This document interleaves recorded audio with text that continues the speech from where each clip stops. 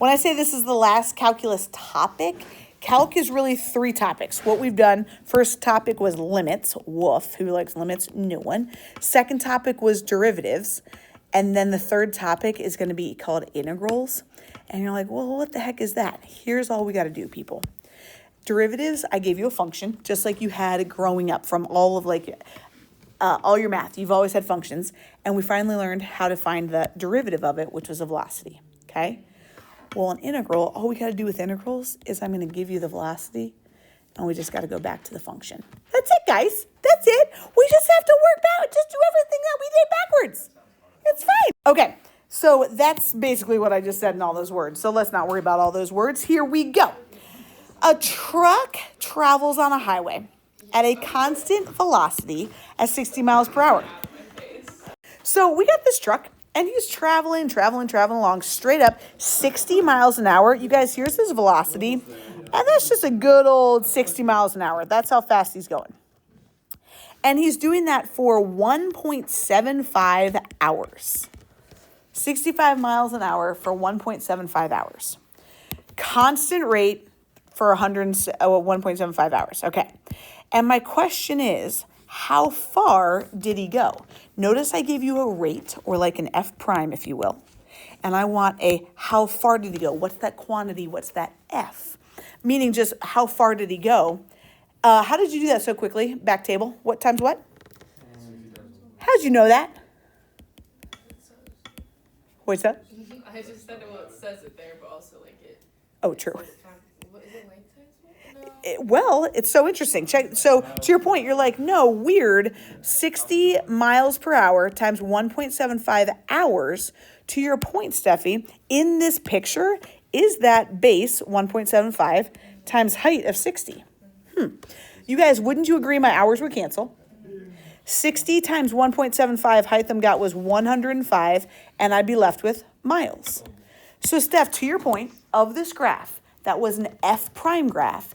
If you found the area of what shape was this? Of this rectangle, it got us the distance we went. That's going to be the case.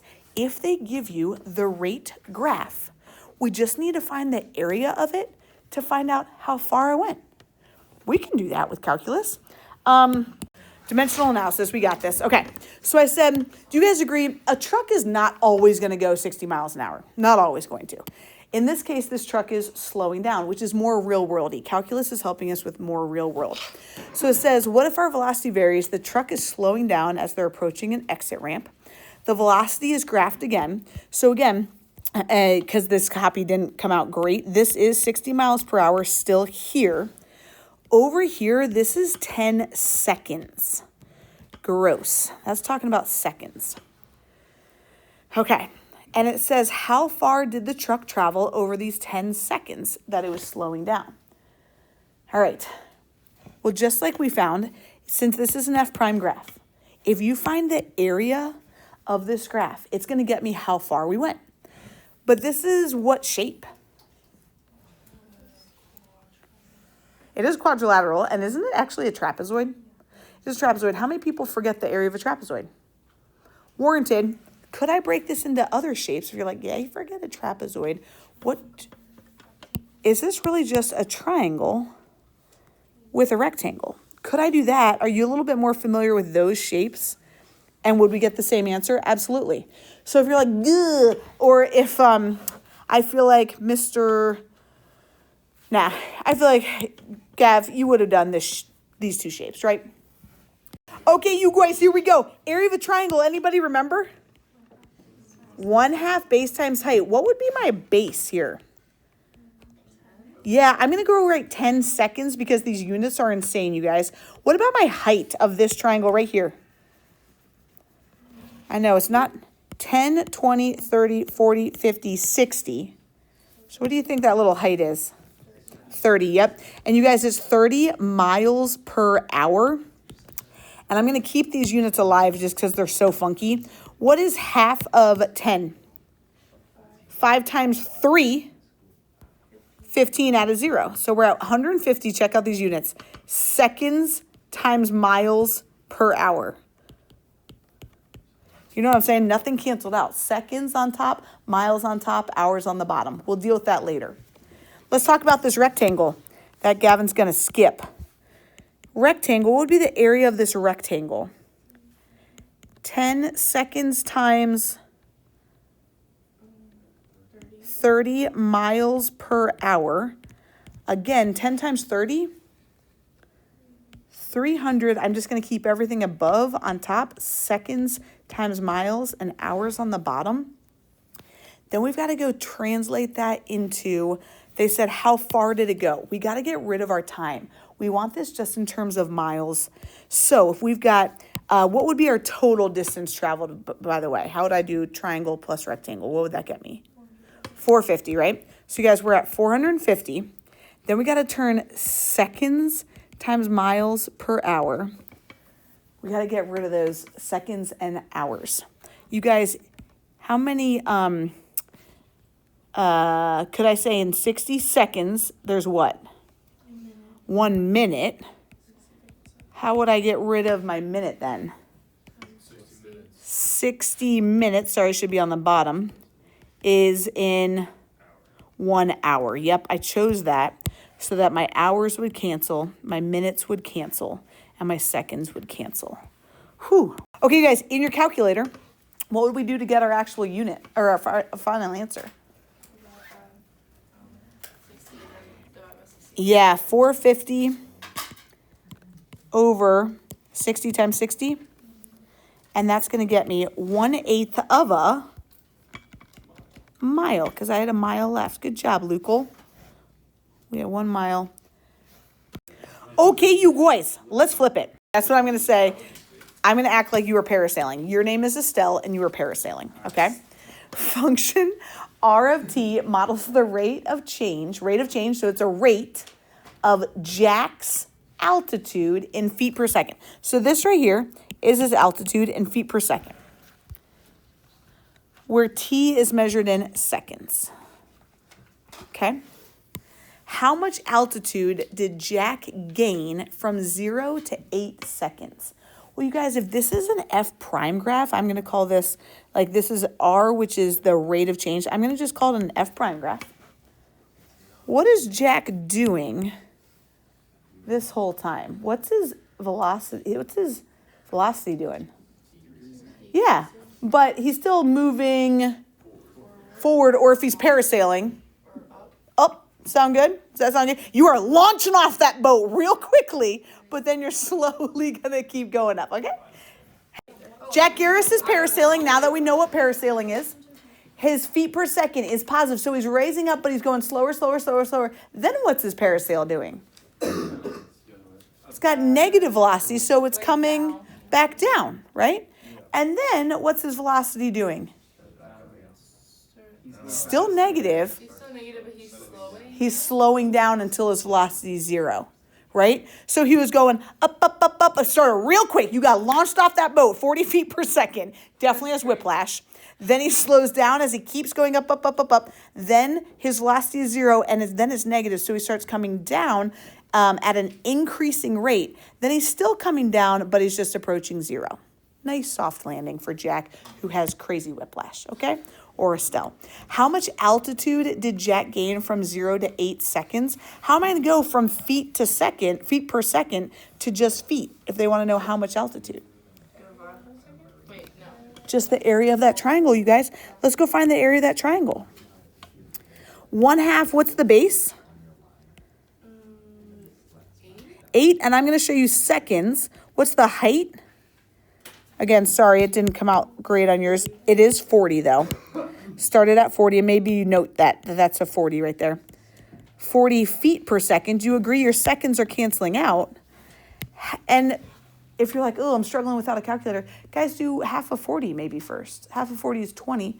20 times 8, you could just think about 2 times 8. 2 times 8 is 16. Add that 0 back. Jack, you went up a total of 160 feet in 8 seconds. Quick. Then it says, what was Jack's final altitude position at the end of 16 seconds? So right here, he went up 160 feet. What do we need to do to figure out his final altitude position?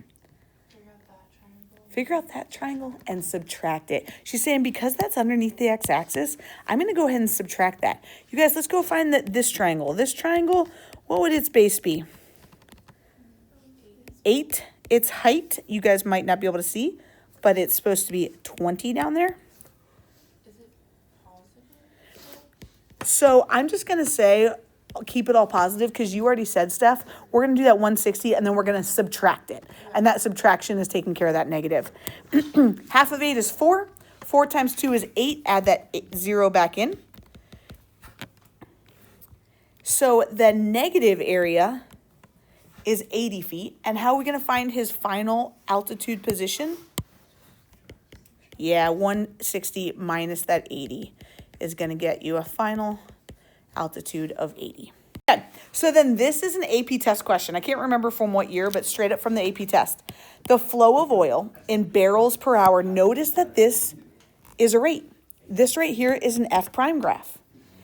It says, of the following, which best approximates the total number? So they just want F of barrels that passed through the pipeline that day. You guys, we can find that quantity or that function by estimating the area under the curve. Look at these answers. They start getting pretty, they're pretty far apart, so we can estimate. Anyone have any ideas what shapes we want to do? You're seeing a big old rectangle there? Then how would we do this? You down with the triangle up there? Now, to your point, Steph, are we following this curve perfectly? No. But we're a little over, but then under here, we're also a little over. So we might be a little overestimate stuff, but that's okay. Or how many people are like, oh, I would have just done one little triangle and then I would have doubled it. Fine, that would work too. What's up, Lucal? How'd you do it? I just a whole block, but I also like English literature. Okay, you guys, what would be the area of this rectangle? What times what? What times what? 24 times 100. That's going to get me 2400. Which answers can I cross off? Agreed. I can go, it's got to be more than 2400. Okay, Mr. Lucal, how'd you find the area of your little red guy? What's the base? What's the height? 100. 6 times 100 is 600. So what was your final answer? Great. Now, if you're like, I didn't do that like Luke did. I didn't do that. That's okay, you guys. What would we do for our triangle here? Wouldn't our base be 12? Yeah. Our height would be 100. Area of a triangle is 1/2 base times the height. Half of 12 is 6. 6 times 100 is 600. That's great. Okay, here we go. I got to get moving to give you guys time for your homework. You guys, salmon per day, they're swimming upstream. This is salmon per day. This is a rate. This number right here is 1,500, just so that you know. Salmon per day. Here is days. This is 14. They want to know how many salmon swam up the river. If they gave us a rate, which was salmon per day, this is an F prime graph. How do I get F from F prime? I'm just going to find that area. Now, how many people are like, I don't really know what shape to do? Look at this triangle. Watch this triangle. How do we feel about this? No, but you're right. How do I feel about that triangle?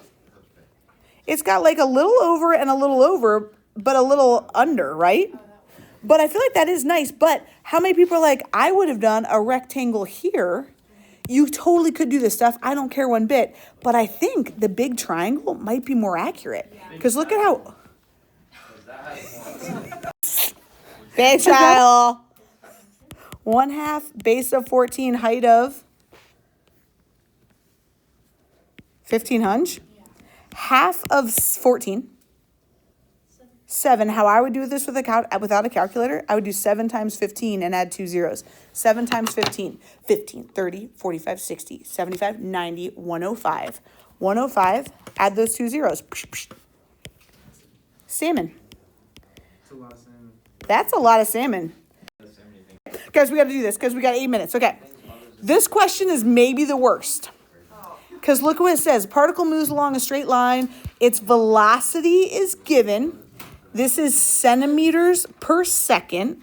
So then this is going to be seconds. During this time interval, what is the total distance traveled? You guys circle this word here. This word is a nuisance. Because if I found this area, isn't that going to get me my distance traveled? What should I do with that area that's beneath the x-axis? Subtract it if it didn't say total distance traveled. For my track stars, when you go ahead and run around the track, if I took into account your direction, your positive velocities and negative velocities would cancel out and your distance would be 0, or your accumulated distance. But this is saying I want to give you credit for, I don't care what direction you're going. So because of that one word, you guys, even though this is underneath the x-axis, we need to add that area to it. So let's go break these apart. We want to do a little square up here and a triangle up here. Okay. What's that little area going to be? Yeah, 4 plus 1/2 base times height.